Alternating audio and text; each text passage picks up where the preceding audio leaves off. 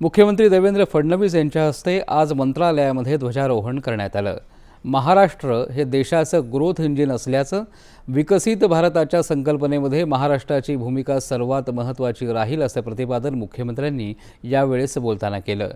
येत्या काळामध्ये देशाच्या प्रगतीमध्ये सर्वात मोठा वाटेकरी महाराष्ट्र असेल आणि म्हणूनच जे अधिकार आपल्याला संविधानाने दिलेत ते अधिकार आणि कर्तव्यांचं भान ठेवूनच तिरंगा हा संपूर्ण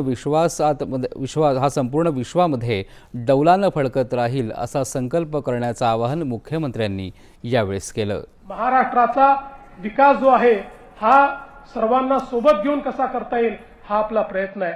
मला विश्वास आहे येत्या काळामध्ये देशाच्या प्रगतीत आजही आपला महाराष्ट्र पहिल्या क्रमांकावर आहे आणि पुढेही देशाच्या प्रगतीतला सर्वात मोठा वाटेकरी आपला महाराष्ट्र असेल।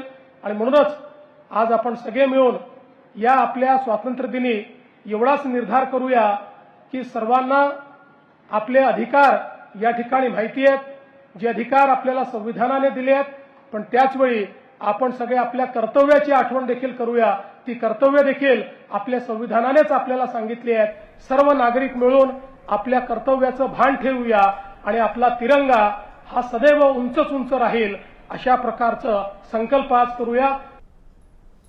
विकसित भारताची संकल्पना ही केवळ विकसित अर्थव्यवस्थेपुरतीच मर्यादित नसून समाजातील प्रत्येक घटकाच्या जीवनामध्ये सकारात्मक परिवर्तन घडवणारी आहे।